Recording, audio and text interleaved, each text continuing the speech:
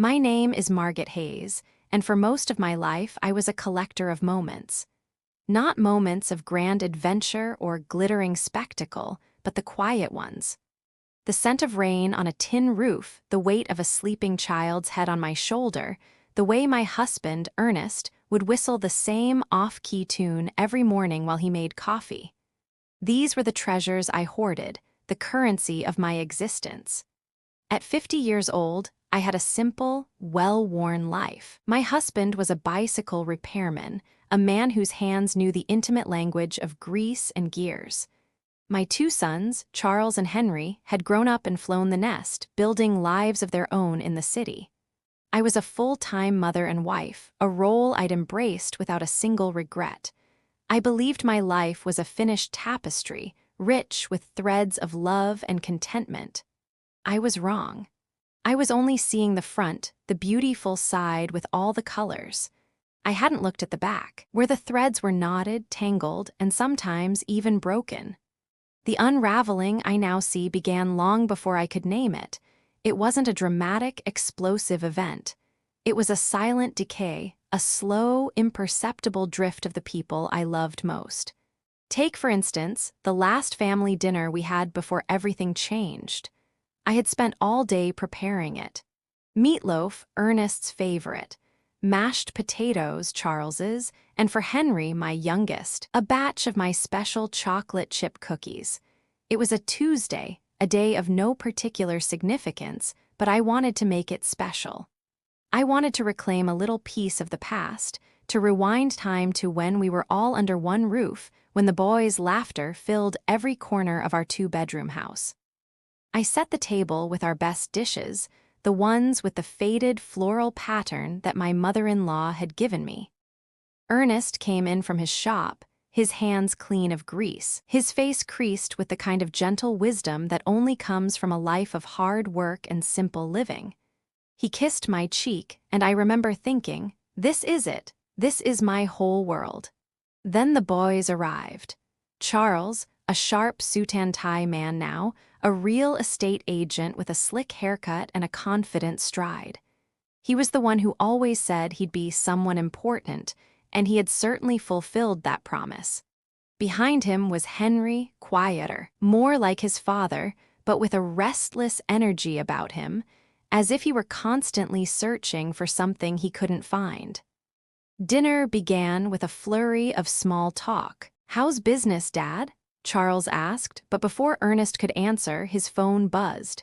He glanced at it and a thin-lipped smile appeared. "Just a client. I'll text them back later." He slid the phone into his pocket, but the gesture felt like a distraction, not a dismissal. Henry, on the other hand, made no pretense. His phone was on the table, face up, an endless stream of notifications lighting up the screen. He'd pick it up, tap out a quick response, and then place it back down, all within the span of a few seconds. It was a ritual, a habit so ingrained it felt like a third hand. I watched him, a knot tightening in my stomach. The boy I had taught to appreciate the simple joy of a meal of conversation was now a million miles away, a ghost at our own table. "The meatloaf is delicious, Mom," Henry said, without looking up. It was a reflex, a line he'd probably said 1,000 times. But it was empty. It was like saying a line in a play, a performance with no feeling behind it. Ernest, bless his heart, noticed my unease. He reached for my hand under the table, his fingers laced with mine. "Margaret, it's wonderful, you outdid yourself." I forced a smile, but my heart wasn't in it. I wanted more than empty praise. I wanted them to be present. I wanted them to see us, not just the people who made their favorite meals. The conversation, if you could call it that, eventually turned to Ernest's shop. "I'm thinking of doing some renovations," he said, his eyes lighting up. "Maybe get some new equipment, the welder's been acting up." Charles put down his fork and a hint of condescension crept into his voice. "Dad, we've talked about this. It's a waste of money. That whole business is a relic, you should sell it. With the money you'd get, you could retire comfortably." Ernest's face fell.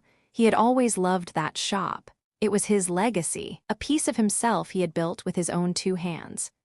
Son, it's not about the money. It's what keeps me going. It's who I am.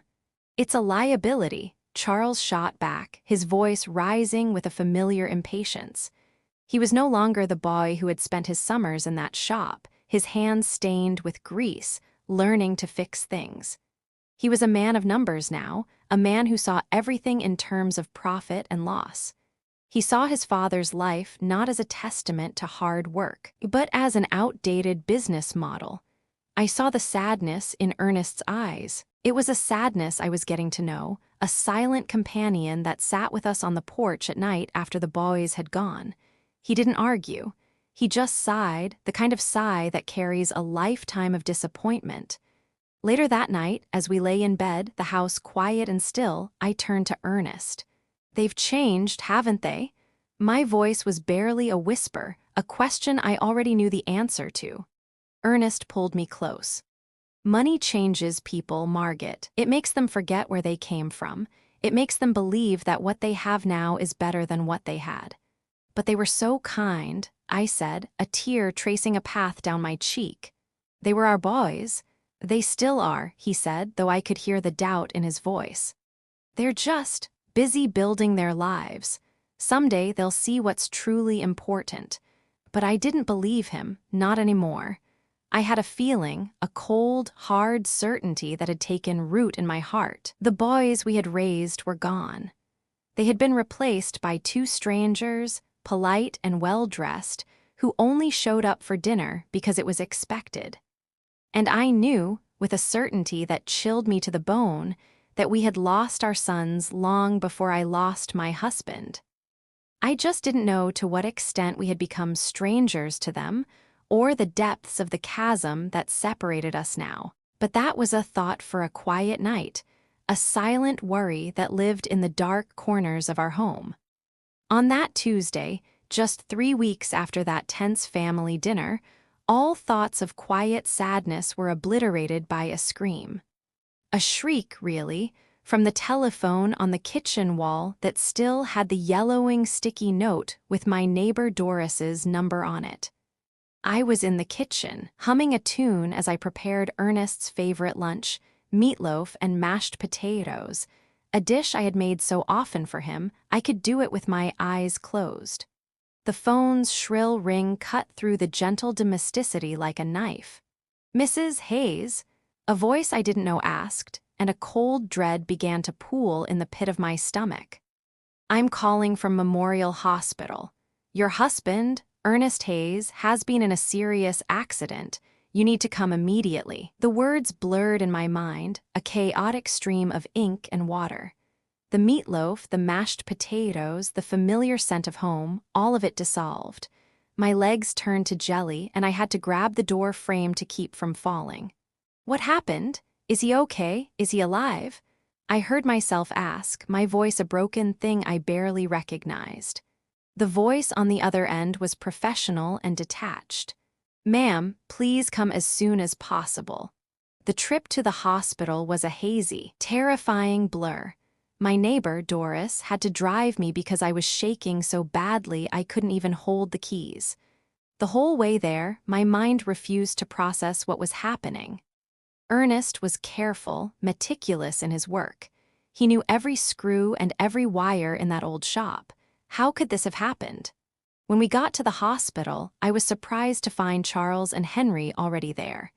They were standing in the waiting room, their faces grim, their suits strangely out of place in the sterile, antiseptic environment of the hospital. I hadn't called them yet. No one had, but in my panic desperation, the detail barely registered. "Mom," Charles said, rushing to me and pulling me into a hug that felt both genuine and strangely rehearsed. "Dad is in bad shape. The doctors say one of the machines at the shop exploded. He has severe burns and a traumatic brain injury." Henry's eyes were red, as if he had been crying, but his expression felt off. He seemed more nervous than sad, like someone waiting for a verdict rather than someone suffering for his father. "Can we see him?" I asked, desperate to be by Ernest's side. A nurse, a kind-faced woman with tired eyes, explained the rules. Only immediate family, one at a time, and for 5 minutes max. My heart sank as I stepped into the ICU room. Ernest was hooked up to a dozen machines that beeped and hummed, their rhythmic sounds the only thing keeping him alive. Bandages covered most of his face and arms, and I could barely recognize the man I had spent a lifetime with. His breathing was labored. A mechanical thing kept going by a ventilator. I walked up to his bed and took his hand, the only part of his body that seemed untouched. "Ernest, my love, I'm here. Everything is going to be all right. You're going to recover just like you always do." For a moment, I felt a slight squeeze. It was almost imperceptible, a faint pressure in my hand. His eyes moved behind his closed lids. He was fighting. My Ernest, my warrior, was fighting to get back to me. The next 3 days were the longest of my life.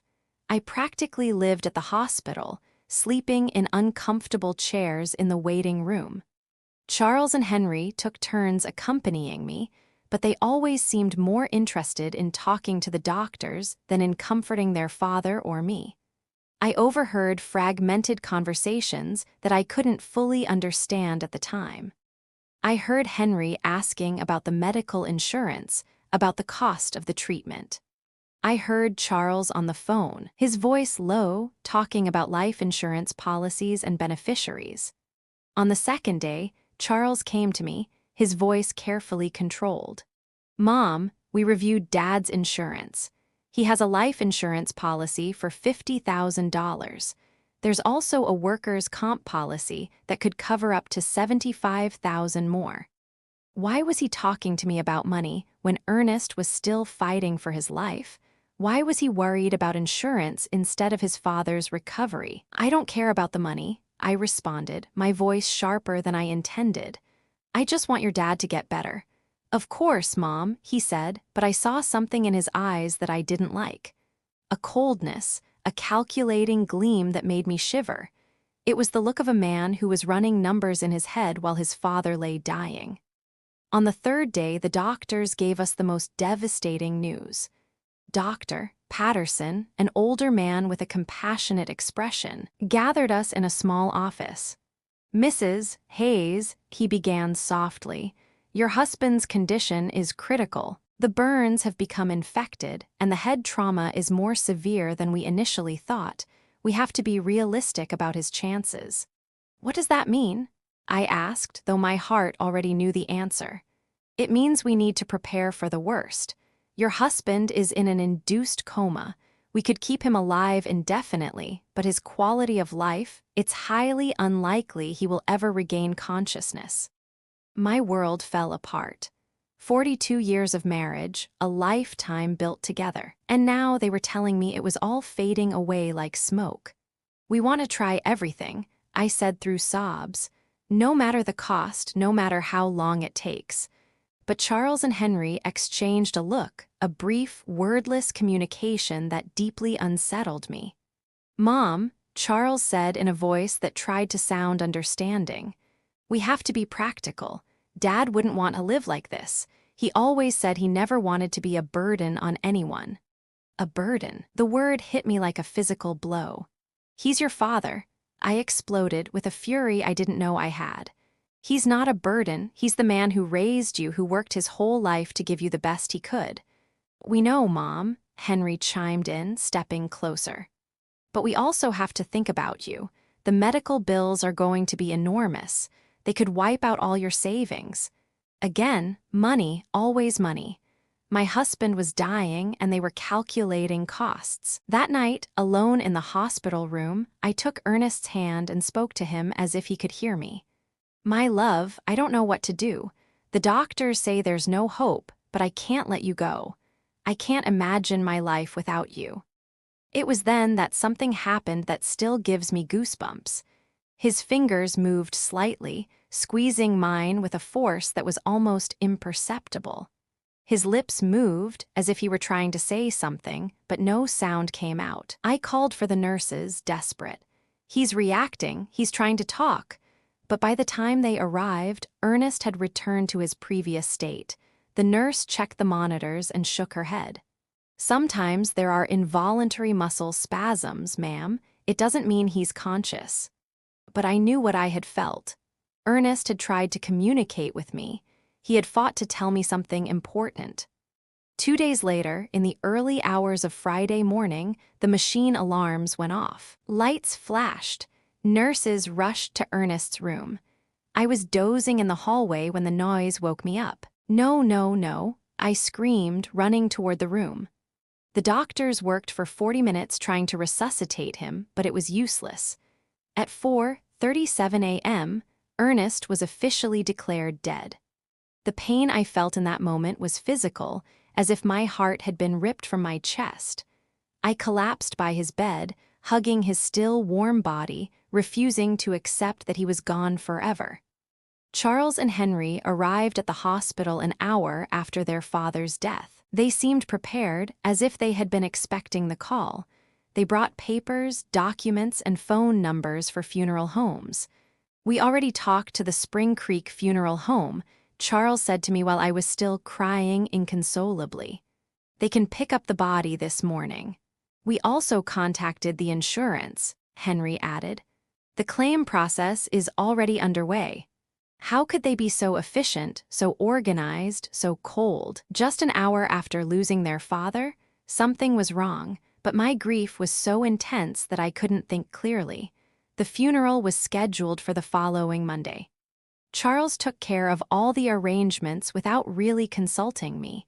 He chose the simplest casket, the shortest service, as if he wanted to get it all over with as quickly as possible.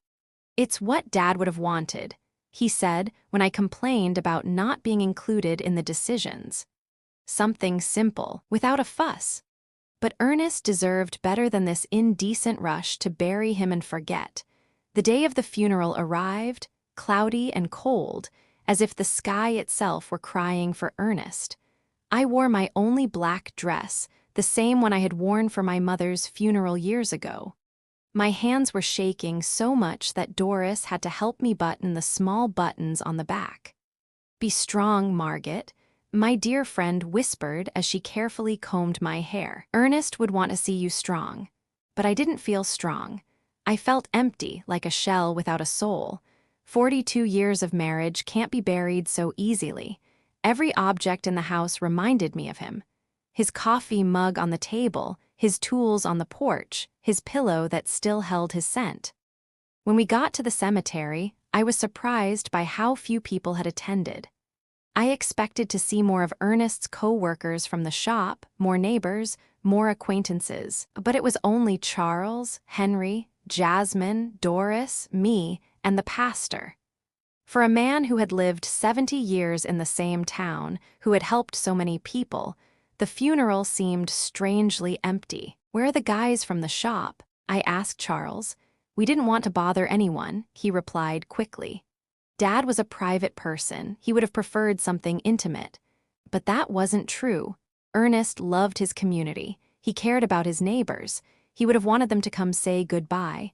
Why had Charles decided to make everything so secretive, so rushed? During the service, I watched my sons with a strange emotional detachment. Charles had a solemn expression, appropriate for the occasion, but his eyes constantly darted toward his watch. Henry seemed restless, as if he had more important things to do. Jasmine discreetly checked her phone behind her black veil. This was how they were saying goodbye to their father, with impatience and distractions. The pastor spoke about eternal life, about well-deserved rest, about reuniting with God. His words felt hollow in my shattered heart. I didn't want Ernest to rest in peace. I wanted him to come home with me, for us to keep growing old together, for us to keep drinking coffee on the porch every evening. When it was time to throw dirt on the casket, my legs refused to hold me up. Doris had to support me as I sobbed uncontrollably. The sound of the dirt hitting the wood was final, conclusive, hopeless. It was at that exact moment, standing by my husband's grave, that my phone vibrated. A text message from an unknown number. "I'm alive." That's not me in the casket. My heart stopped. The letters danced in front of my eyes as if I were hallucinating. I was losing my mind from the grief. With trembling hands, I replied, "Who are you?" The answer came immediately. "I can't say. They're watching. Don't trust our sons." The phone fell from my hands as if it were burning. Doris bent down to pick it up, but I stopped her abruptly. I couldn't let anyone else see those messages, not until I understood what was happening. "Are you okay, Mom?" Charles asked, approaching with a worried expression. I stared at him, trying to find some clue on his face. His eyes seemed sincere, but now every gesture, every word, every expression felt suspicious. "I'm fine," I lied, putting the phone in my purse. "I just need to go home." On the way back, I couldn't get those messages out of my head. Was it possible that someone was playing a cruel joke at the worst moment of my life? Or was there really a possibility that Ernest was alive? But if he was alive, who had we buried? And if he wasn't alive, who knew enough details about our lives to write something so specific about our sons? That night, alone in my house, which now felt like a tomb, I reviewed every detail of the last few days. Ernest's accident had been strange from the beginning. According to Charles, a machine had exploded in the shop, but Ernest knew every screw and wire in that place. He was meticulous about maintenance, obsessive about safety. Plus, how had my sons gotten to the hospital so quickly if no one had notified them? The hospital had called me first. I was the emergency contact. How did they know about the accident before I did? And then there was the money. From day one, Charles and Henry had talked about insurance policies and beneficiaries as if they had been waiting for this moment, preparing for it. I decided to check Ernest's papers.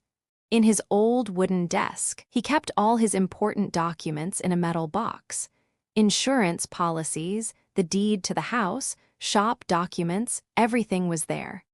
I found the $50,000 life insurance policy that Charles had mentioned. But there was something I didn't remember. The policy had been updated just 6 months earlier, increasing the coverage from $5,000 to $50,000. Why had Ernest increased his life insurance? He had never mentioned that change to me, and more importantly, who had suggested he do it? I kept looking and found something even more disturbing. A workers' comp policy that I didn't know about, purchased just 2 months before his death. $50,000 in case of accidental death on the job. A fortune for a family like ours, but also a fortune tempting enough for someone without scruples. My phone vibrated again. Another message from the same unknown number. "Check the bank account. See who's been moving money." This time, I didn't hesitate. This person, whoever they were, knew too much to be a prankster. They knew about the insurance. They knew about my sons. They knew details that only someone very close to us could know. The questions kept piling up, each one more terrifying than the last. The truth, I was beginning to suspect, was a monster hiding in the shadows of my grief. And I knew, with a certainty that chilled me to the bone, that I was no longer just a grieving widow. I was a detective, searching for a truth that I might not be strong enough to handle. The next day, I went to the bank where Ernest and I had kept our account for 30 years. Mrs. Thompson, the manager, had known us forever and greeted me with a look of genuine sorrow. "Margaret, I'm so sorry about Ernest. He was a good man." "Thank you, Mrs. Thompson," I said, my voice steady despite the tremor in my hands. "I came to check our accounts. I need to understand our financial situation." She led me to her office and showed me the bank statements from the last 6 months. What I saw on the screen froze me. Over the past 3 months, large withdrawals had been made from our savings account. $1,000 in January, $3,000 in February, $4,000 in March. Money that I had no knowledge of. Who authorized these withdrawals? I asked, my voice trembling. "Your husband came in person, Mrs. Thompson," she explained. "He said he needed the money for repairs at the shop." But that didn't make sense. I kept the household accounts. I knew exactly how much money we had and what we spent. Ernest had never mentioned expensive repairs at the shop, and we definitely had never talked about withdrawing thousands of dollars from our savings. "Do you have the signatures for those withdrawals?" I asked. She showed me the receipts. Indeed, it looked like Ernest's signature, but something about the handwriting seemed off. It was too shaky, too uncertain for his usually firm, clear script. "Mrs. Thompson," I asked, my heart pounding in my chest.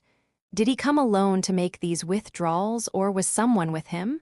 She thought for a moment, her brow furrowed in concentration. "Now that you mention it, I think he came in with one of your sons once or twice. Charles, I think. He said he was helping his dad with the paperwork because Ernest had trouble reading documents without his glasses." The blood drained from my face. Charles.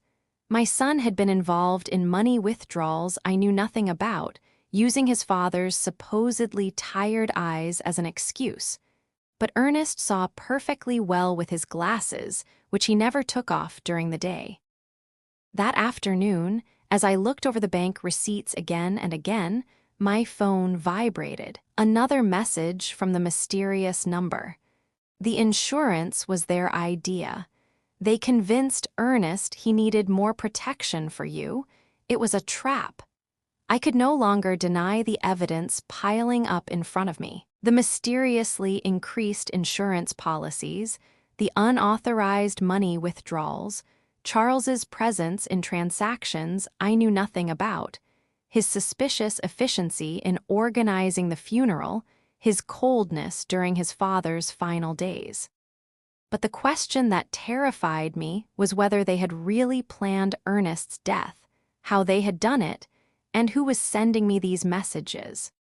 How did this person know so much about what had happened? The following days became a nightmare of doubt and suspicion. Every one of Charles's smiles, every one of Henry's hugs, every word of condolence felt like a mask hiding something sinister. But I needed more proof before I could accept a truth as horrible as the one taking shape in my mind. My phone kept receiving messages from the mysterious number. "Go to Ernest's shop. Look in his desk. There are things you didn't see." I decided to go to the shop for the first time since the accident. Charles had said a machine had exploded, but when I got there, I found something completely different from what I expected.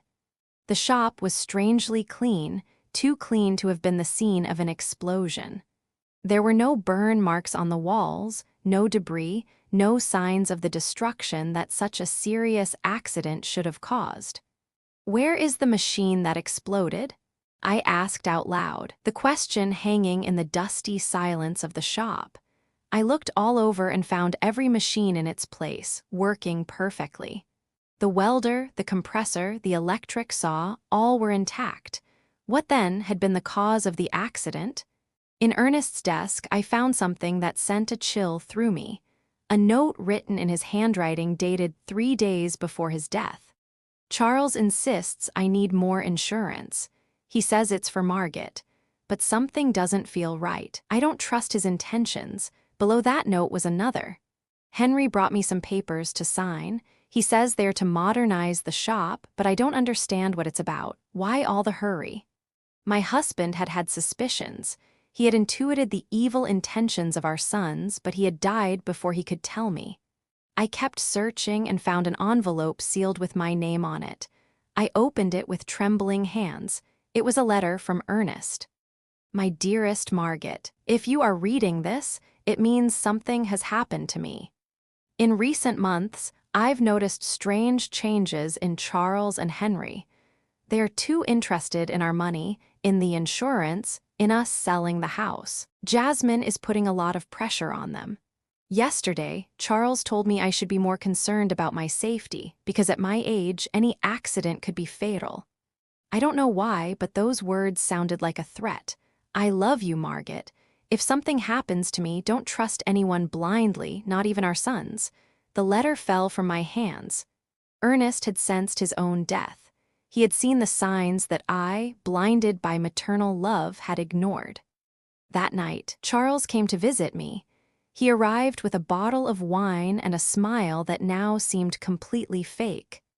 "Mom, I've been thinking about your future," he said, pouring himself a glass without asking if I wanted one. "The insurance money, it's already in process. It'll be $150,000. How do you know the exact amount?" I asked, feigning innocence. "Well, I helped Dad with the insurance paperwork. He wanted to make sure you had enough money to live comfortably." A lie. Ernest had never wanted to increase the insurance. According to his own note, he had been pressured by Charles. "And what do you think I should do with that money?" I asked, carefully watching his reaction. His eyes lit up with a glint that gave me a chill. "You could buy a smaller, cozier house, or even better, move into a nice retirement community where you'd have company and medical care. Henry and I could manage your money to make it go further." "Manage my money, my money. We just want to take care of you, Mom. At your age, it's easy to get scammed or make bad financial decisions. We know about investments, about business. We could triple that amount in a few years. Triple my money or make it disappear into their own pockets." "Let me think about it," I said, trying to buy time. "Of course," Charles said, but his smile didn't reach his eyes. "But not too long, for your own good." After they left, I sat in my kitchen, shaking with rage and fear. My own sons, my flesh and blood, had not only murdered their father, but now they were planning to steal everything I had left. That night, my phone vibrated with a longer message than the others. "Tomorrow, go to the police station. Ask for the report on Ernest's accident. There are contradictions you need to know about." The next day, I went to the local police station. Sergeant O'Connell, who had known Ernest for years, greeted me kindly. "The report on your husband's accident?" he asked with a confused expression. "What accident, Mrs. Hayes?" "His shop, when the machine exploded." The sergeant checked his files and shook his head. "We don't have any report of an explosion at Ernest's shop here. In fact, we don't have any report of a work accident involving your husband." I felt the world sway under my feet. But my son said it was an accident at the shop. That's why he was in the hospital. "Mrs. Hayes, your husband arrived at the hospital on Tuesday morning, but not from a work accident. According to the medical report I have here, he arrived unconscious with symptoms of poisoning." Poisoning. The doctors found traces of methanol in his blood, a quantity sufficient to cause blindness, brain damage, and eventually death. The hospital should have informed me of this, but they hadn't. "Why didn't anyone tell me this?" I asked, my voice breaking. "The immediate family who signed the hospital papers requested that the information be kept confidential to avoid unnecessary speculation," the sergeant explained. "They said you were too emotionally fragile to handle the technical details." The immediate family. Charles and Henry had hidden the true cause of Ernest's condition, invented the story of the explosion, and manipulated everyone, including me, to cover up a murder. "Mrs. Hayes," the sergeant continued, "if you suspect the circumstances of your husband's death, we could open a formal investigation." I had more than suspicions. I was certain that my own sons had murdered their father for money. That afternoon, Henry came home with a bouquet of flowers and the same fake smile as Charles. "How are you, Mom? You look tired." "I'm fine," I lied, observing his every gesture from a new perspective. "I'm just thinking about the future." "That's good. Charles and I have been talking. We think you should sell the house soon, while it's fresh on the real estate market." "Why the rush?" "Well, old houses lose value quickly and you need liquidity. Funeral expenses, pending medical bills," he said, but I knew those were more lies. The funeral had been cheap, almost insultingly so, and there were no pending medical bills because the hospital insurance had covered them.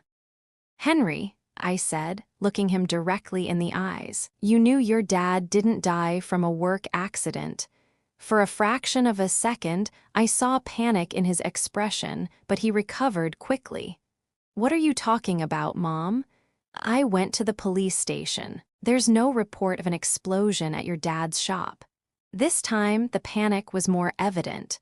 Mom, you shouldn't be doing things like that. They'll confuse you. The grief is getting to you. The grief is getting to me, I said, my voice rising, or you've been lying to me? He got up abruptly, spilling the coffee I had poured for him. I think you need to rest. We'll talk when you're calmer. He left quickly, but not before making a phone call from the porch. The tone was urgent, worried. That night, I received the most revealing message yet. They're coming together tomorrow. They're going to try to convince you that you're crazy, that grief is making you imagine things. Don't believe them, and don't take anything they offer you to eat or drink. The mysterious message's prediction came true exactly as it had warned. The next day, Charles and Henry arrived together at my house, accompanied by Jasmine. They had expressions of exaggerated concern and a bag of pastries from the downtown bakery. I was right to be suspicious. This wasn't a family visit. This was a final act. The mysterious message's prediction came true exactly as it had warned. The next day, Charles and Henry arrived together at my house, accompanied by Jasmine. They had expressions of exaggerated concern and a bag of pastries from the downtown bakery. Mom, we're so worried about you, Charles began in a sugary voice that made my stomach turn. The neighbors have told us you've been acting strange. Doris says you've been talking to yourself, that you aren't eating well. Doris had never said that. It was just another lie in their growing collection. Jasmine brought your favorite pastries, Henry added, pointing to the bag, and we made special coffee from that brand you like so much. I remembered the message's words. Don't take anything they offer you to eat or drink. It was possible that they were planning to poison me too, just as they had Ernest.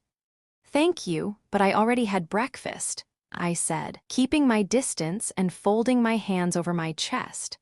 But Mom, Jasmine insisted with a smile that didn't reach her eyes. You need to eat properly. You've lost a lot of weight since Dad Ernest died. I'm fine, I repeated firmly. I watched Charles and Henry exchange a significant look. It was the same look they had shared at the hospital when the doctor gave us Ernest's prognosis, a silent agreement to proceed with their plan. Mom, Charles said, sitting closer to me, we want to talk to you about something important. Henry and I have been consulting with some doctors about your recent behavior. My behavior? The audacity of it took my breath away. Yes. The strange questions you've been asking, the visits to the police station, that obsession with irrelevant details about Dad. It's normal after such a great loss, but it can be dangerous if it's not treated. Henry nodded gravely. We spoke to Dr. Albright. He says it's common for older people to develop paranoia after losing a partner, especially women your age. Paranoia? They were accusing me of being crazy for uncovering their lies. I am not paranoid, I said with all the firmness I could muster. I'm just asking questions I should have asked from the beginning. What questions? Charles challenged me, his voice taking on a condescending edge. Like why there's no police report for your father's supposed accident. Like why the shop is perfectly clean if there was an explosion. Like why you withdrew thousands of dollars from our account without telling me anything. The silence that followed was deafening. The three of them exchanged looks of thinly disguised panic. Mom, Henry finally said, his voice strained, those things have simple explanations. Dad withdrew that money for repairs he wanted to do in secret as a surprise for you. What surprise? He wanted to remodel the house, Charles lied smoothly. He had hired some workers to fix the roof and paint the walls. He wanted it to be a surprise for your birthday. If that were true, where were the workers? Where were the materials? Why did no one in town know about this supposed remodeling? And about the police report, Charles continued, his voice regaining its false confidence. Not all work accidents require a report, especially when they happen on private property. More lies. Sergeant O'Connell had been very clear. Any work accident with serious injuries requires an official report. Mom, Jasmine intervened with a sweet but condescending voice. We just want to take care of you. That's why we thought it would be best if you moved to a place with specialized medical attention. A home, Charles corrected, his smile returning. A specialized care home for people who are going through complicated grief. They have psychologists, nurses, activities to keep you busy. And in the meantime, Henry added, we can take care of selling the house, managing the insurance money, all those complicated things you shouldn't have to handle in your current state. There it was, the complete plan. Declare me mentally incompetent, put me in a home, and take control of all my money. First, they had murdered Ernest for the insurance money, and now they wanted to steal from me too. And what if I refuse? I asked them, a challenge in my voice. Charles's smile faltered for a second. Why would you refuse? We just want what's best for you. Because this is my house. This is where I built my life with Ernest. This is where I raised you.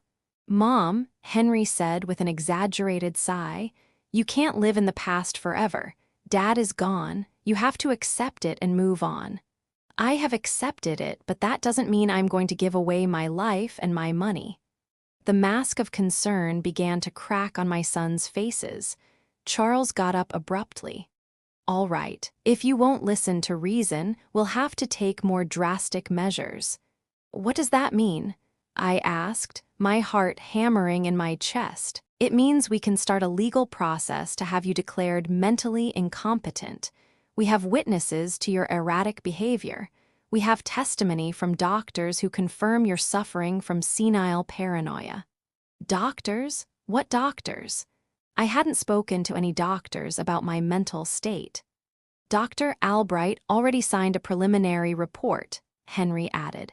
He says that based on our descriptions of your behavior, it's likely you need specialized care. A doctor who had never examined me had signed a report about my mental state based only on what my sons had told him.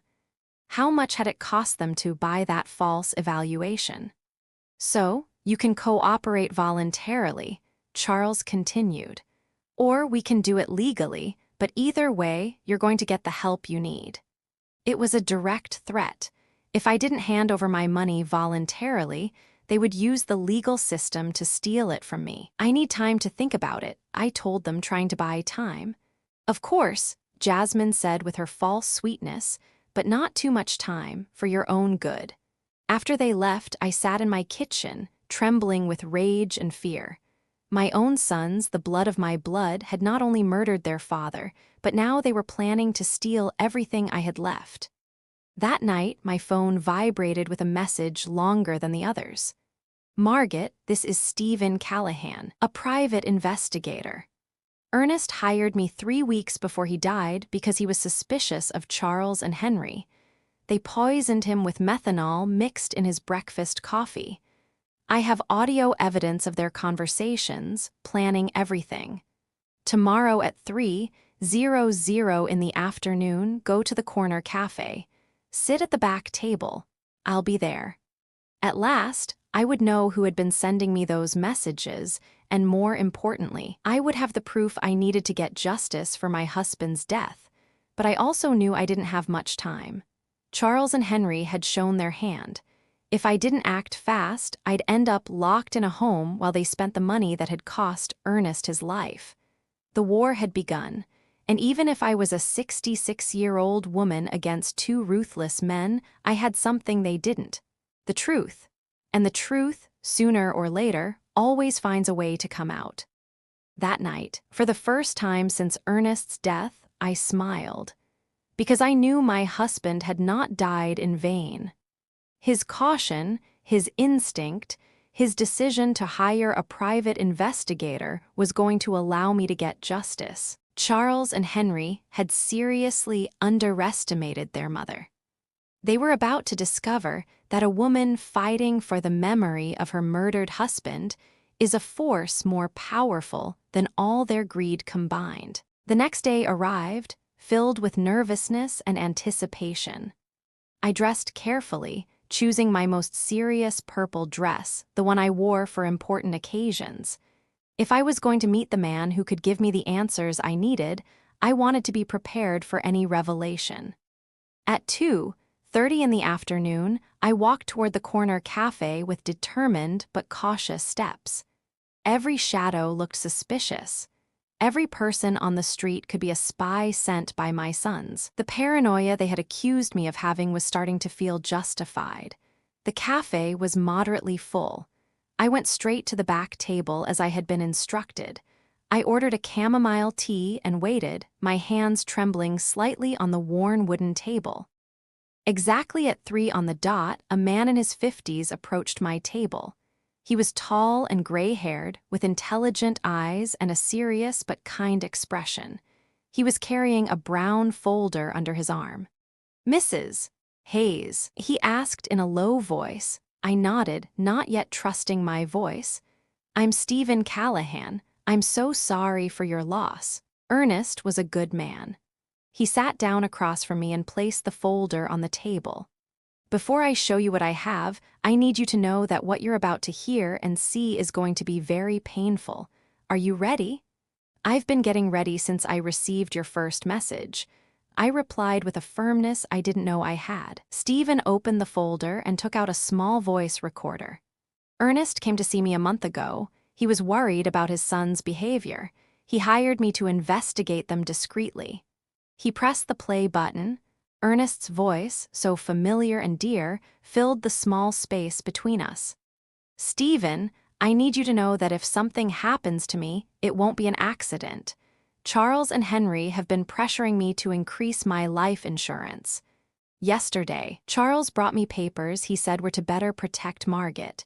But when I read them, I realized there were also clauses that directly benefited them." My heart sped up. Hearing Ernest's voice was like having him back for a few minutes, but his words confirmed my worst suspicions. The recording continued. "Henry has been asking strange questions about my daily routine, what I eat for breakfast, what time I leave the house, if Margaret comes to the shop with me. He says it's out of concern, but something about the way he asks worries me." Stephen paused the recording. "This conversation was 3 weeks before his death, but I have something more recent." He played another recording, this time with Charles's voice in the background, talking on the phone. "No, we can't wait any longer. The old man is starting to get suspicious. Yesterday, he asked me why I was so interested in his insurance. Yes, I already have the methanol. It works perfectly because the symptoms look like a heart attack or a stroke. No, Mom won't be a problem. After Dad dies, she'll be so devastated that we can do whatever we want with her." Tears began to roll down my cheeks. It was the voice of my son, my own son, coldly planning his father's murder. "There's more," Stephen said softly. "This recording is from the day before Ernest's death." A new recording began. This time it was Henry talking to someone. "Everything's ready. Tomorrow, Charles is going to put the methanol in Dad's coffee. We told him it was a special vitamin supplement a doctor recommended. The idiot is going to drink it without suspecting a thing." A cruel, chilling laugh followed. "The symptoms, it'll start with dizziness and confusion, then loss of sight, convulsions, coma. The doctors will think it's a stroke or a heart attack. By the time they realize it's poisoning, it'll be too late." My world completely collapsed. Not only had they planned Ernest's murder, but they had executed it with a coldness that terrified me. How was it possible that my sons, the babies I had nursed, the boys I had comforted through their nightmares, were capable of something so monstrous? "How did you get these recordings?" I asked through my sobs. "Ernest had asked me to put listening devices in your house," Stephen explained. He was afraid, but he didn't know exactly what of. "We placed them on the home phone and in some other strategic spots." He took out a series of photographs from the folder. "I also have this, Charles buying methanol at a hardware store 30 miles from town. He paid with cash and used a fake name, but I have it on video." The photographs clearly showed Charles leaving a hardware store with a small bottle in his hands. The date on the photos was 5 days before Ernest's death. And this, Stephen continued, showing me more documents. These are Charles and Henry's financial records from the last 6 months. They've been spending a lot more money than their incomes justify.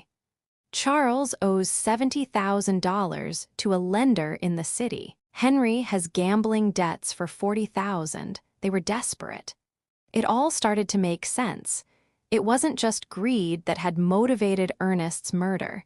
It was financial desperation. My sons were ruined and saw their father as a source of easy, fast money. "Why didn't you go to the police immediately after Ernest's death?" I asked him. "Because Charles and Henry are very smart. They bribed the doctor who attended to Ernest at the hospital to change the official diagnosis. Instead of poisoning, the death certificate says heart failure due to complications from a work accident. Without that medical evidence, my recordings might not have been enough for a conviction. But now we have all the evidence together," I said, feeling a mix of pain and determination. "Exactly. And there's one more thing you need to know." My blood ran cold. "What?" "Your sons were planning to kill you too." Stephen played one last recording, this time with Charles and Henry's voices together. "Once we have Dad's insurance money, we need to get rid of Mom too," Charles said. "We can't risk her getting suspicious or anyone else putting ideas in her head." "How?" Henry asked. "The same as with Dad. But this time, we can make it look like a suicide from depression. A widow who can't live without her husband. Nobody would question it, and as her only heirs, everything would be ours. The house, the savings, the insurance money, almost $200,000 in total." The recording stopped. I was shaking uncontrollably. My sons had not only murdered their father, but they were planning to murder me as well, all for money. "Mrs. Hayes," Stephen said gently, "I know this is devastating, but we have enough evidence to make them pay for what they did. What do we do now?" I asked, wiping my tears. "First, we need to go to the police with all this evidence. Sergeant O'Connell is an honest man. He's not involved in the corruption. Second, we need to act fast. Your sons are planning to have you declared mentally incompetent tomorrow. If they succeed, it will be much harder to proceed legally." "Tomorrow?" "Yes, I intercepted a phone conversation this morning. They're meeting with Judge Miller at 10:00 in the morning to start the mental incapacitation process." I got up from the table with a determination I hadn't felt in weeks. "Then we have to act tonight." "Exactly," Stephen confirmed. "But first, there's one more thing I want to show you." He took one last photograph from the folder. In it, Ernest was leaving a medical clinic I didn't recognize. 3 days before he died, your husband went to get a full medical exam at a clinic in the city. The results show that he was perfectly healthy. There were no signs of heart disease. His blood pressure was normal. Everything was perfect. This definitively proves that his death was caused by poisoning, not by natural health problems. That was the final piece of evidence we needed. Ernest had been a healthy man, murdered by his own sons.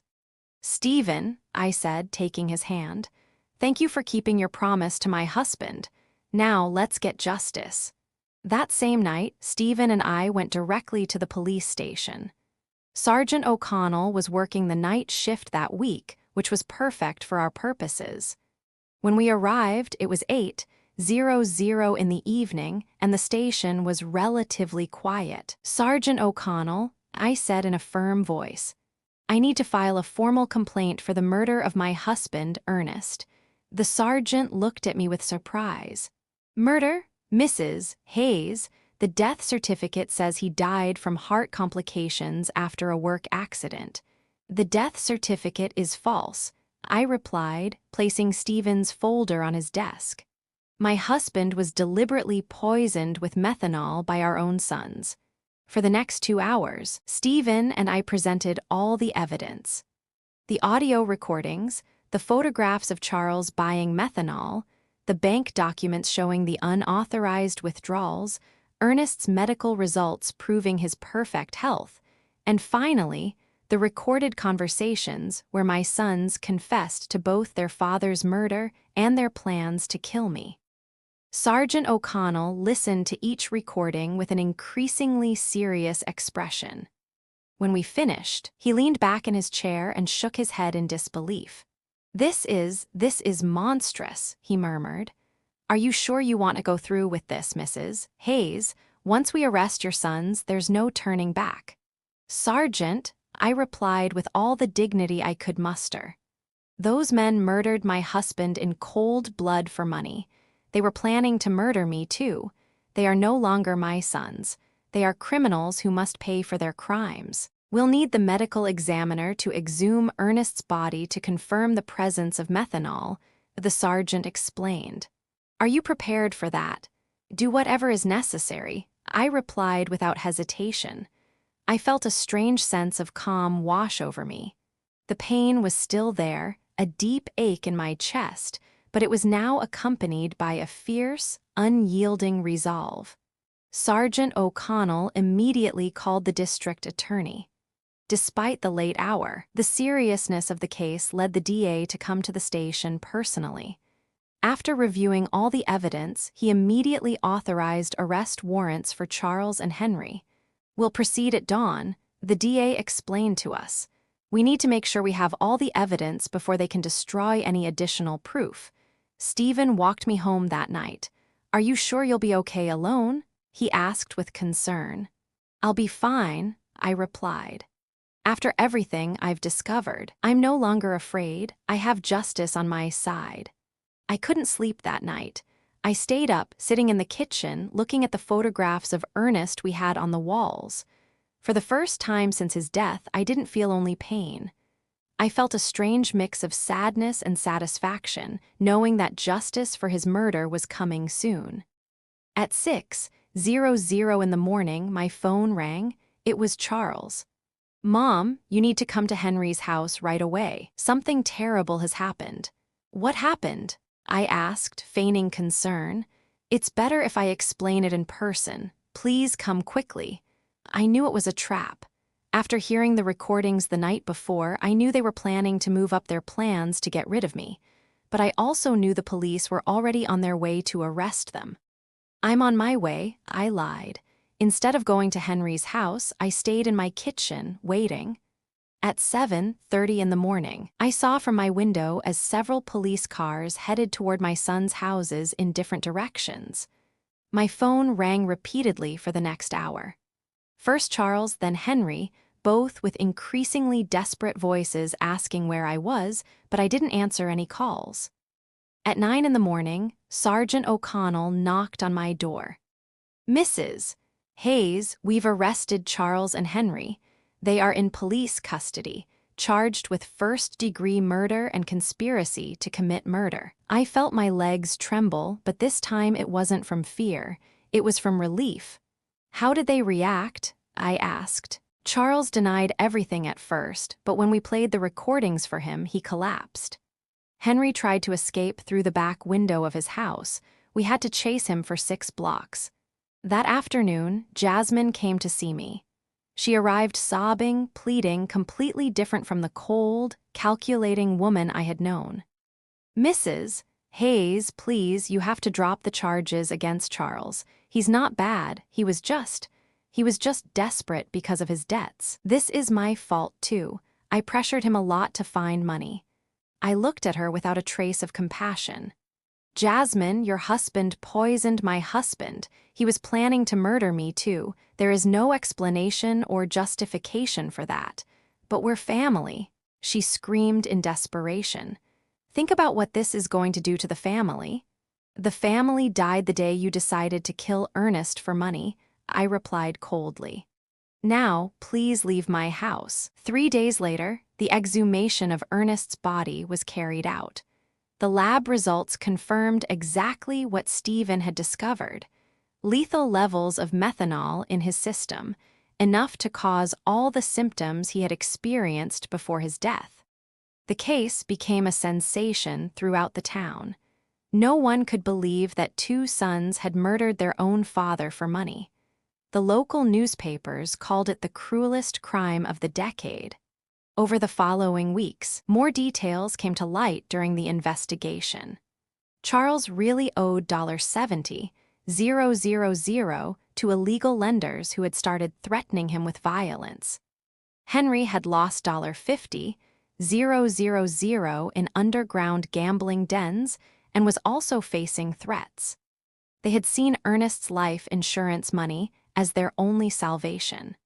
But their greed had led them to increase the policies so dramatically that it had aroused their own father's suspicion. We also discovered that the doctor who had falsified the death certificate had received $5,000 in cash from Charles. He was also arrested for obstructing justice and falsifying official documents. Stephen explained all the details of the plan Ernest had made with him. "Your husband was smarter than his sons believed. He knew something bad was coming, but he didn't know exactly what. He hired me not only to investigate Charles and Henry, but also to protect you if something happened to him." "Did he know they were going to kill him?" I asked. "Not exactly," Stephen said, "but he suspected his life was in danger. That's why we installed the recording devices. That's why we documented everything. He wanted to make sure that if something happened to him, the truth would come to light. My Ernest, even in his final days, had been protecting me. He had anticipated our son's betrayal and had taken steps to ensure that justice would prevail." The trial was scheduled to begin in 2 months. Both Charles and Henry faced charges of first-degree murder, which in our state carried a sentence of 25 years to life. The day of the trial arrived after 2 months of intense legal preparation. The courtroom was completely full. Reporters from several regional newspapers had come to cover what was already known as the case of the killer sons. The whole town was there. Neighbors, former co-workers of Ernest, even people I barely knew but who wanted to witness this historic moment of justice. I wore my best black dress, the same one I had worn for our wedding so many years ago, but which now represented mourning and dignity. Stephen accompanied me, sitting by my side throughout the entire process. His presence gave me the strength to face what would be the most difficult day of my life. Charles and Henry entered the courtroom in handcuffs, dressed in orange prison jumpsuits.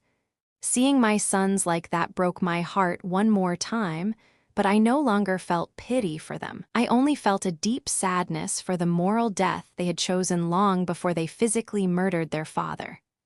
The prosecutor presented the case with devastating precision. One by one, the recordings were played for the court.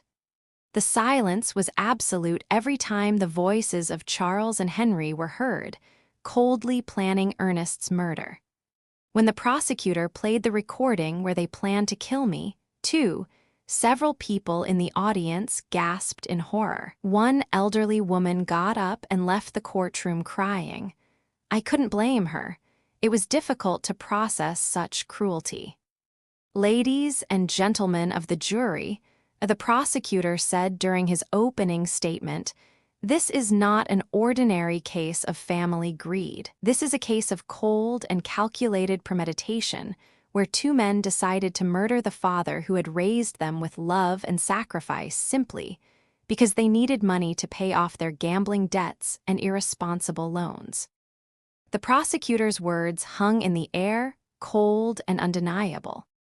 I looked at my sons, their faces pale and drawn, and for the first time I saw them not as my children, but as strangers who had committed an unforgivable crime. The pain was unbearable, but the truth, I knew, was my only path to peace. Charles and Henry's lawyers tried to present a defense based on desperate circumstances and external influences, but the evidence was overwhelming. The recordings didn't lie. The bank documents didn't lie. The forensic evidence of the methanol in Ernest's body didn't lie. When it was my turn to testify, I walked to the stand with trembling legs but a clear mind. I had been waiting for this moment for months. "Mrs. Hayes," the prosecutor asked me, "can you tell us what your relationship was like with your sons before your husband's murder?" "I thought I had a good relationship with them," I replied, looking directly at Charles and Henry. "I raised them with love. I sacrificed everything for their well-being. Their father worked from sunup to sundown to give them the best we could. I never imagined that love and sacrifice would become the reason for his murder." "At any point, did you suspect they could harm your husband?" "No, that is the most painful part of all this. I trusted them completely. When they told me Ernest had an accident at his shop, I believed them. When they organized the funeral so quickly, I thought they were being efficient in their grief. I never imagined they were covering up a murder."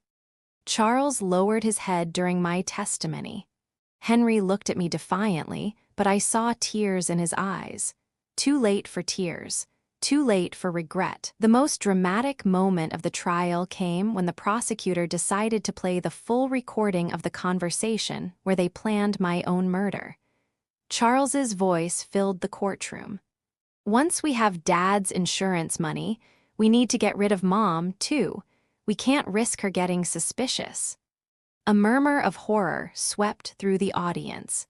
Several people turned to look at me with expressions of disbelief and compassion. "How did you feel when you heard this recording for the first time?" the prosecutor asked me.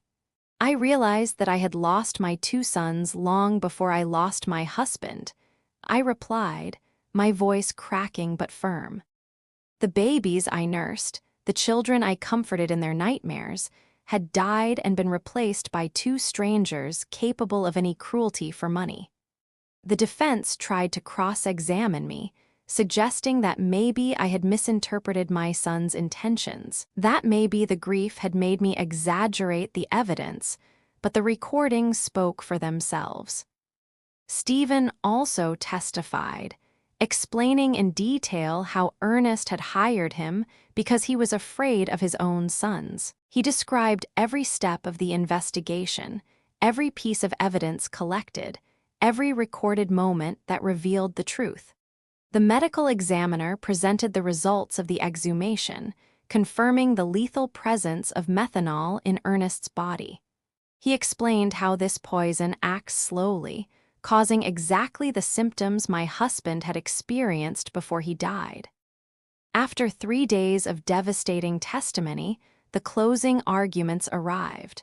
The prosecutor was crushing. Charles and Henry are not victims of circumstances. They are predators who saw their own parents as financial obstacles that had to be eliminated. They planned, executed, and covered up Ernest's murder and were planning to do the same to Margaret. They don't deserve compassion. They deserve justice. The jury deliberated for 6 hours. When they returned, the silence in the courtroom was absolute. I could hear the beating of my own heart as the judge read the verdict. In the case of the state versus Charles Hayes and Henry Hayes on the charge of first-degree murder of Ernest Hayes, we find the defendants guilty. The courtroom erupted in murmurs and exclamations. Charles collapsed in his chair, finally comprehending the magnitude of what he had done. Henry remained rigid, staring straight ahead with no expression. On the charge of conspiracy to commit murder against Margaret Hayes, we find the defendants guilty. The judge proceeded immediately to the sentencing. Charles Hayes and Henry Hayes, for the premeditated murder of your father and the conspiracy to murder your mother, I sentence you to life in prison without the possibility of parole for 30 years. When I heard those words, I felt a gigantic weight lift from my shoulders. Justice. Finally, there was justice for Ernest. After the trial, many people came up to hug me and express their support. Doris cried with me, not from sadness but from relief. "Margaret, Ernest can rest in peace now," she whispered to me. That night I returned to my house, which now felt different. It was no longer a place of pain and betrayal. It was my home again, the place where Ernest and I had been happy for 42 years. Stephen came to visit me a week after the trial. "How do you feel?" he asked me. "At peace," I answered honestly. "For the first time since Ernest's death, I sleep soundly. I know he is resting because his death did not go unpunished. And the money, the insurance, the savings. I donated the life insurance money to a foundation for victims of family crimes," I explained. "That money was stained with blood. I could never have used it. My personal savings are enough to live modestly for the rest of my days." 6 months after the trial, I received a letter in prison mail. It was from Charles. "Mom, I know I don't deserve your forgiveness, but I need you to know that I regret everything." The money, the debts, the desperation, they blinded us. We lost all humanity. Henry and I destroyed the most loving family in the world for $50,000 that we didn't even get to enjoy. Tomorrow, I will commit suicide in my cell. I can't live with what we did. Take care, Mom.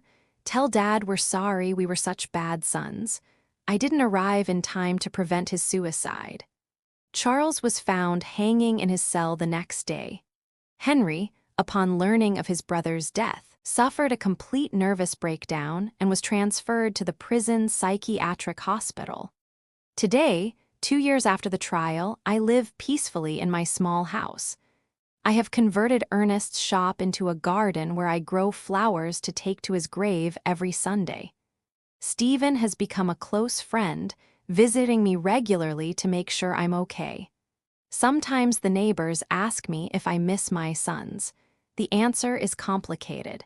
I miss the children they were, but those children died long before Ernest did. The men they became were not my sons. They were strangers who shared my blood but not my heart. I have learned that true family is not defined by blood, but by love, loyalty, and mutual respect. Ernest was my true family for 42 years. The friends who supported me during the trial are my family now. Justice did not bring Ernest back, but it gave me peace. And on quiet nights, when I sit on the porch, where we so often drank coffee together, I swear I can feel his presence, proud of me for being strong enough to do the right thing, even when it meant losing my sons forever. 5 years have passed since that terrible day in the cemetery when I received the first message that changed my life forever. Today, I am 71 years old, and my completely white hair reflects all the storms I have faced and overcome. But my eyes, my dear friend Doris tells me, shine with a peace they didn't have before. The house where Ernest and I built our dreams is still my refuge. I have made some improvements with the money I had saved. I painted the walls a soft yellow, Ernest's favorite color, and I turned his old shop into the most beautiful garden in the neighborhood. Red roses, white carnations, sunflowers that always seek the sun, just as he taught me to do during our most difficult years. Stephen Callahan became more than just the investigator who helped me get justice.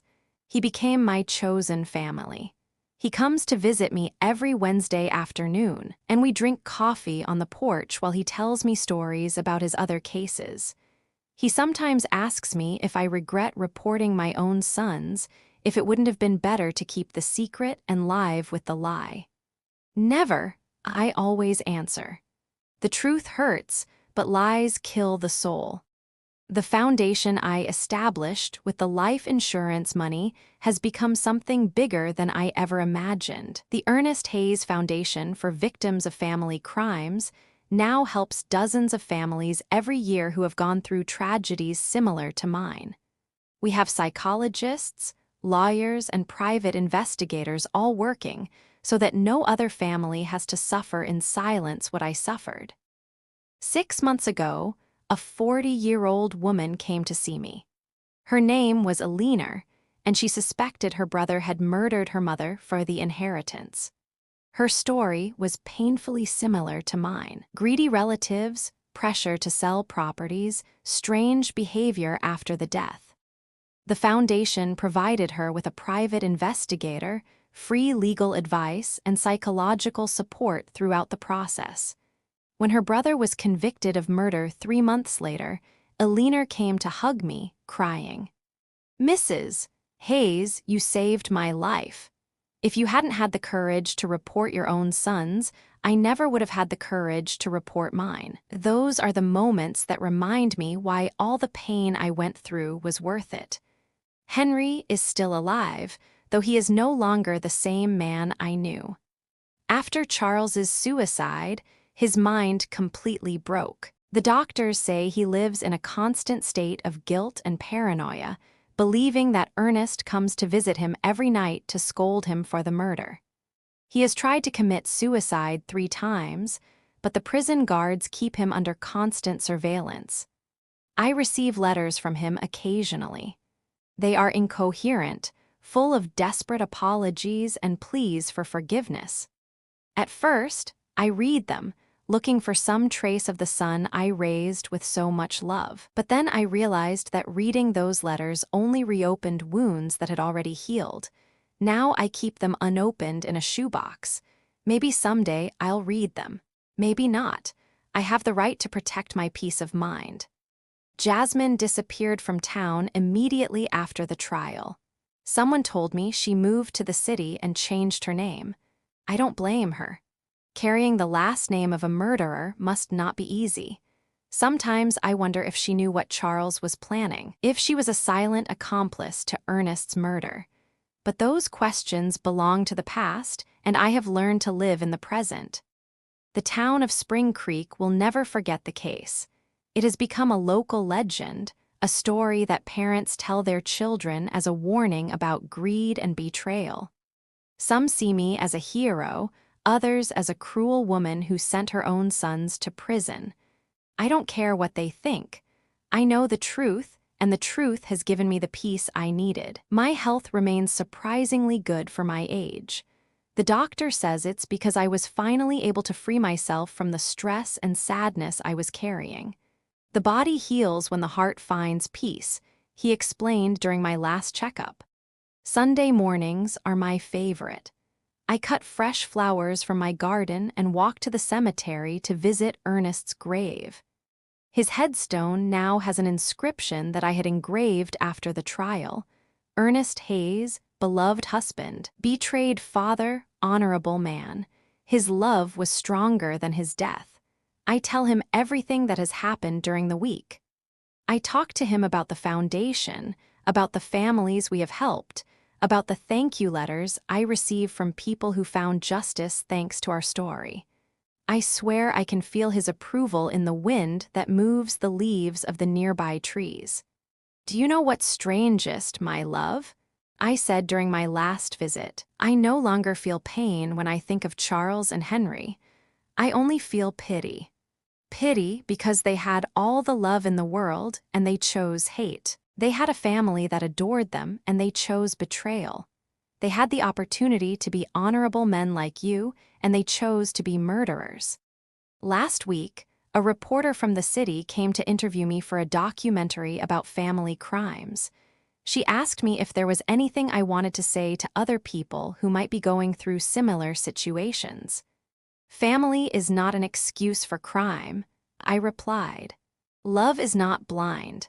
Love with boundaries is true love. If someone who says they love you is capable of harming you for money or convenience, that person doesn't really love you.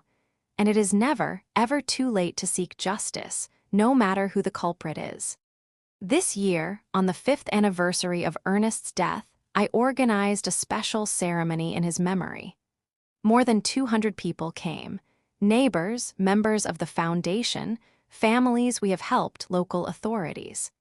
It was beautiful to see how his death, which began as a tragedy, had become a force for good in so many lives. Stephen gave an emotional speech. Ernest Hayes died because of his son's greed, but his legacy lives on in every family that finds justice thanks to his wife's courage. Evil tried to destroy his story, but good turned it into hope for others. At night, before I go to sleep, I sometimes take out the old photographs from when Charles and Henry were children. I see them playing in the yard, hugging their father, laughing with me on past Christmases. I allow myself to cry for those innocent children who once existed before greed completely corrupted them. But I no longer cry for the men they became. Those men chose their destiny. My story ended up being bigger than my personal tragedy. It has become a symbol that justice is possible, even when it comes from the most unexpected sources. A 71-year-old widow proved that truth is more powerful than lies, that true love is stronger than betrayal, and that it is never too late to do the right thing. Tomorrow is Wednesday, and Stephen will come for coffee as always. I'll make his favorite pastry and tell him about the thank you letters that arrived this week. Afterward, we'll work together in the garden, planting new flowers for spring. Life goes on, more simple but more authentic than before. I have learned that true family is not about shared blood, but about shared values, mutual respect, and a love that never turns into harm. Ernest, wherever you are, I hope you know that I kept the promise I made to you by your grave that terrible day. I found the truth. I sought justice, and I turned our pain into hope for others. Your death was not in vain, my love. My story ended up being bigger than my personal tragedy. It has become a symbol that justice is possible, even when it comes from the most unexpected sources. A 71-year-old widow proved that truth is more powerful than lies, that true love is stronger than betrayal, and that it is never too late to do the right thing. 6 years have passed since that terrible day. Today, I am 72 years old, and my knees ache a little more when I work in the garden, but my spirit is as strong as ever. The Ernest Hayes Foundation has become a cornerstone of our community. We have a small office downtown, and I go there twice a week to meet with the families we are helping. Last month, a young man named Alex came to us. His older brother, his only living relative, had taken control of their late father's finances and was planning to sell the family farm. Alex suspected foul play in his father's sudden death. He was terrified and didn't know where to turn. My story gave him the courage to come to us. We provided him with a lawyer and a private investigator, a former colleague of Stephen's. A week ago, they found evidence that the brother had been slowly poisoning his father with a common household chemical disguised in his morning tea. The brother was arrested, and Alex, though devastated, found a sense of peace knowing his father's death was not in vain. My friendship with Stephen has deepened over the years. He is no longer just the investigator, he is family. We share a quiet understanding, a bond forged in the crucible of tragedy and justice. We have our routines, coffee and pastries on Wednesday, followed by a long walk and then a few hours in the garden. He listens patiently as I talk about the foundation's progress and the new families we are helping. He tells me about his own life, his children, and the cases he still takes on, mostly pro bono, to help those who cannot afford his services. Henry is still alive, in a state of perpetual mental anguish. I occasionally receive letters from him, filled with disjointed thoughts and desperate apologies. A few months ago, a chaplain from the prison hospital called me. "Mrs. Hayes, your son keeps talking about a ghost, a man who visits him every night. He says it's his father, and he says he won't rest until he's forgiven. He seems to be in a constant state of torment." I listened, my heart a mixture of sadness and a strange, quiet satisfaction. Henry's guilt had become his prison, a punishment more severe than any judge could hand down. The moral law, I realized, is the only one that truly matters. Jasmine has completely vanished. The house she and Charles bought with their ill-gotten gains was seized to pay off Charles's debts. I've heard rumors that she now works as a housekeeper in the city, under a different name. I no longer wonder about her guilt or innocence. She is a footnote in my story, a minor character in a tragedy she helped write. My health remains surprisingly good. The doctor says it is because I have finally been able to let go of the immense weight of stress and sadness I was carrying. The body heals when the heart finds peace, he said during my last checkup. My heart, once shattered, is now mending. On Sunday mornings, I continue my ritual. I cut fresh flowers from my garden and walk to Ernest's grave. His headstone, with the inscription I had engraved, is a testament to his love and courage. I tell him everything about the foundation, about the lives we are helping to mend, about the thank you letters I receive from people who found justice because of our story. I tell him about Stephen, my dear friend and confidant. I tell him about my life, a life that is no longer defined by his death, but by his legacy. I swear I can feel his approval in the wind that moves the leaves of the nearby trees. Do you know what's strangest, my love? I said during my last visit. I no longer feel a knot in my stomach when I think of Charles and Henry. I only feel pity. Pity because they had all the love in the world and they chose hate.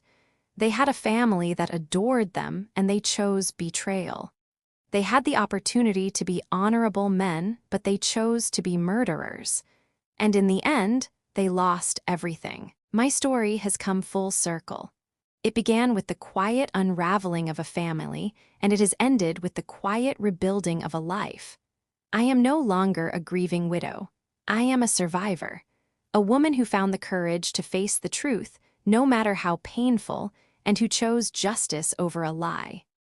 I have learned that a life built on love and honor, no matter how humble, is a fortress that no amount of greed or betrayal can ever truly destroy. My final act in this long, painful play is to continue my work with the foundation, to ensure that Ernest's death was not in vain. It is a promise I made to him in my heart, a vow that I will honor until my last breath.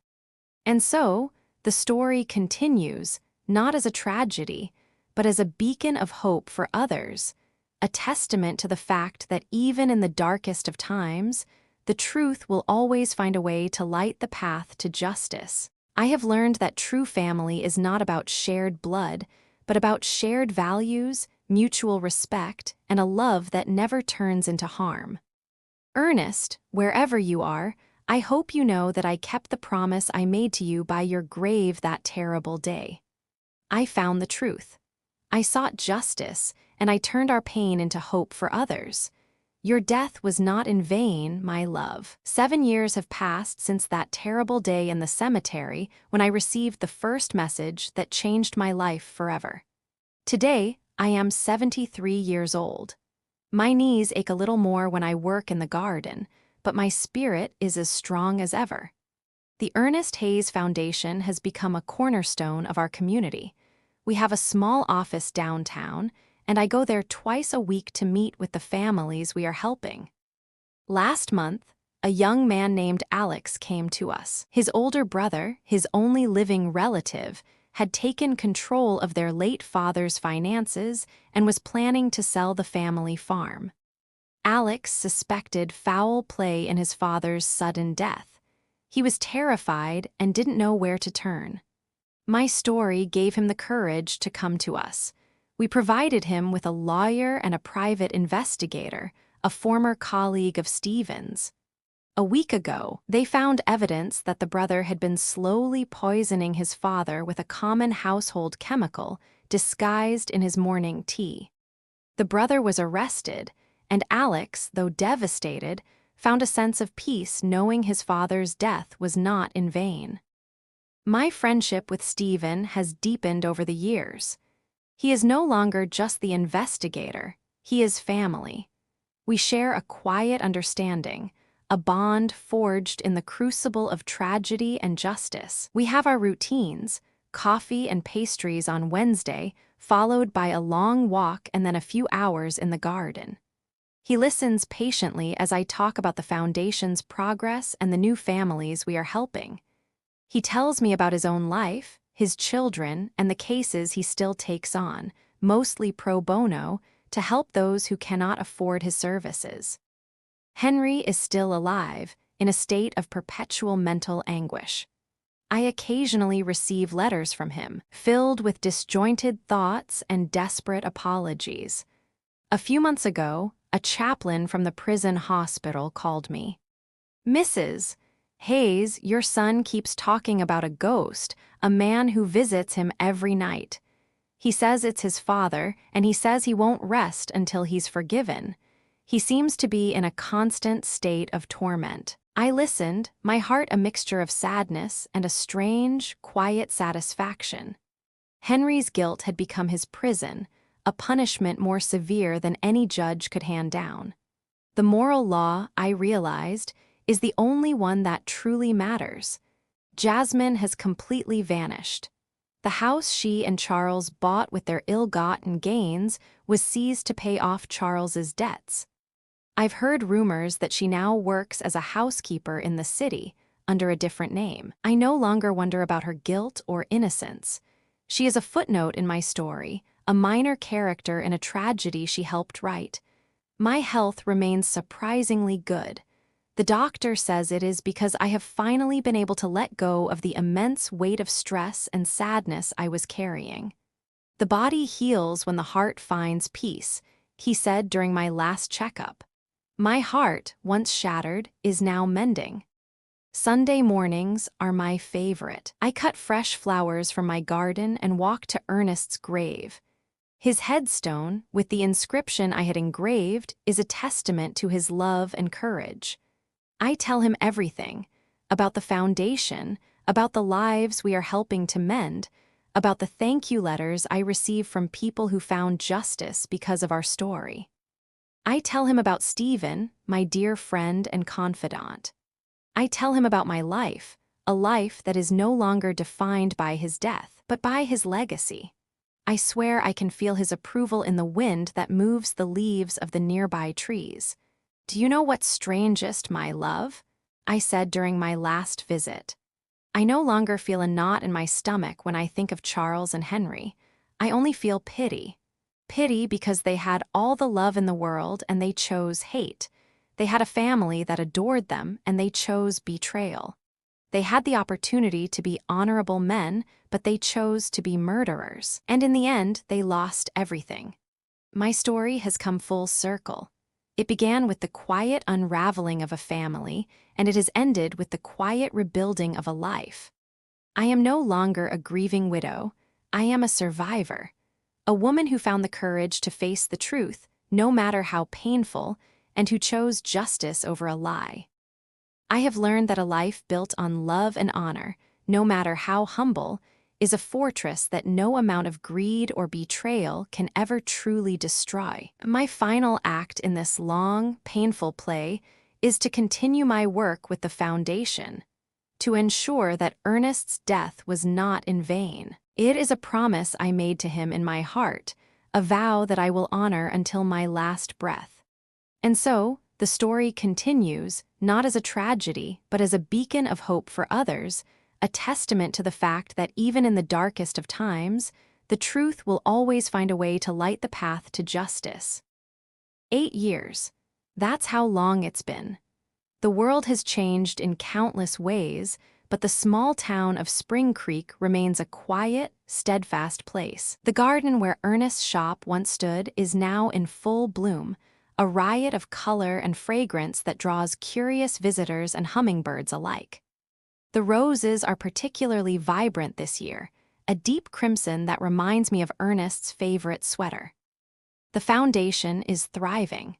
We've expanded our reach, and now we work with legal aid services in a few neighboring towns. We have a team of dedicated volunteers, law students, retired therapists, and people who, like me, have been touched by family tragedy. We call ourselves Ernest's Army, a name that makes me smile every time I hear it. Just last week, a reporter from a major news outlet came to do a follow-up story on my case. She was young, barely out of college, and she looked at me with a mixture of awe and compassion. "Mrs.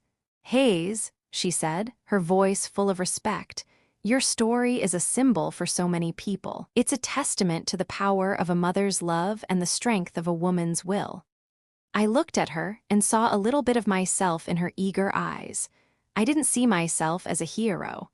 I was just a woman who was forced to make an impossible choice, and who, with the help of a good man, had found the courage to see it through. I have found a quiet contentment in my daily life. I spend my mornings tending to my garden, my afternoons working at the foundation, and my evenings sitting on the porch watching the sunset.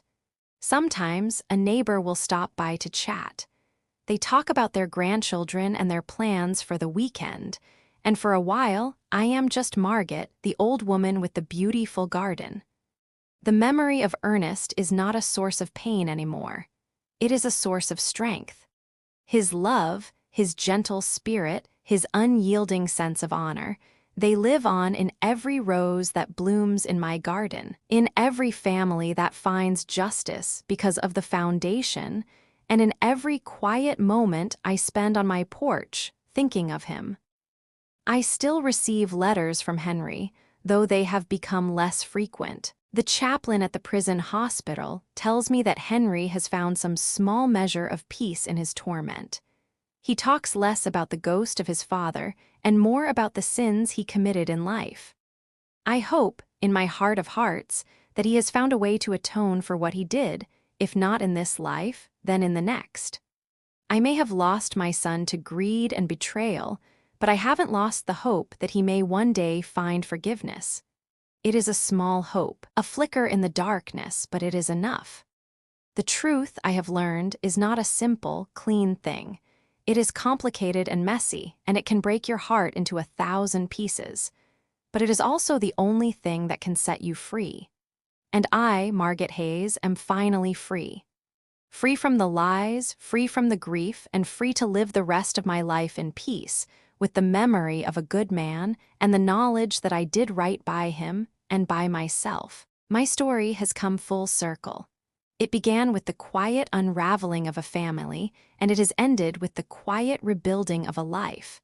I am no longer a grieving widow.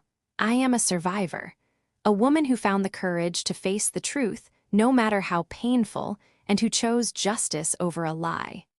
I have learned that a life built on love and honor, no matter how humble, is a fortress that no amount of greed or betrayal can ever truly destroy. 9 years. That's how long it has been. The world has changed in countless ways, but the small town of Spring Creek remains a quiet, steadfast place. The garden where Ernest's shop once stood is now in full bloom, a riot of color and fragrance that draws curious visitors and hummingbirds alike. The roses are particularly vibrant this year, a deep crimson that reminds me of Ernest's favorite sweater. The Ernest Hayes Foundation is thriving. We've expanded our reach, and now we work with legal aid services in a few neighboring towns.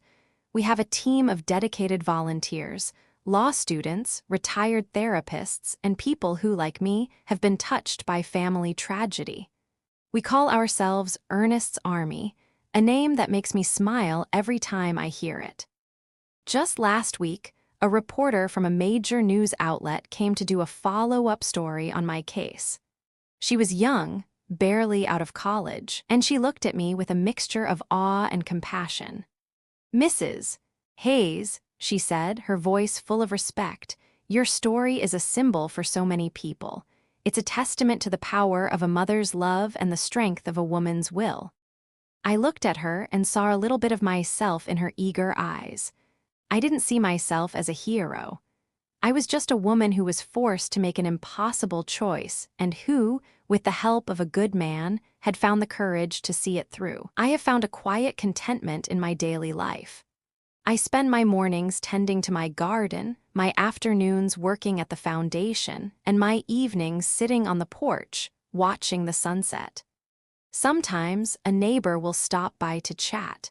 They talk about their grandchildren and their plans for the weekend, and for a while, I am just Margaret, the old woman with the beautiful garden. The memory of Ernest is not a source of pain anymore. It is a source of strength. His love, his gentle spirit, his unyielding sense of honor, they live on in every rose that blooms in my garden, in every family that finds justice because of the foundation, and in every quiet moment I spend on my porch thinking of him. I still receive letters from Henry, though they have become less frequent. The chaplain at the prison hospital tells me that Henry has found some small measure of peace in his torment. He talks less about the ghost of his father and more about the sins he committed in life. I hope, in my heart of hearts, that he has found a way to atone for what he did, if not in this life, then in the next. It is a small hope, a flicker in the darkness, but it is enough. The truth, I have learned, is not a simple, clean thing. It is complicated and messy, and it can break your heart into 1,000 pieces. But it is also the only thing that can set you free. And I, Margaret Hayes, am finally free. Free from the lies, free from the grief, and free to live the rest of my life in peace, with the memory of a good man and the knowledge that I did right by him and by myself. My story has ended, but its legacy lives on. It is a story not just about crime and punishment, but about the profound resilience of the human spirit. It is a reminder that even when faced with the deepest betrayal, love and truth can prevail. It is a testament to the idea that a quiet life, lived with integrity, can have a louder, more lasting impact than a life built on greed and lies.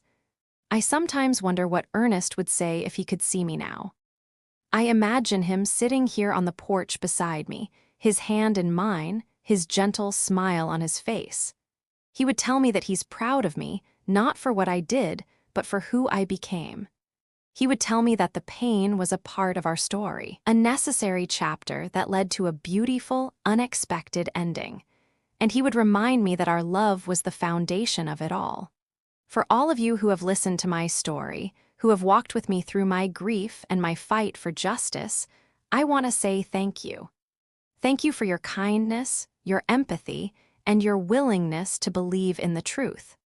My journey is a reminder that even in the darkest of times, there is always hope. It is a testament to the power of a mother's love and the unwavering strength of a wife's devotion. It is a lesson that justice, no matter how long it takes, will always find its way. And it is a promise that a family built on love, loyalty, and respect is a bond that can never truly be broken. May you and your family always be blessed with good health, abundant happiness, and a love that is stronger than any storm. Thank you for listening.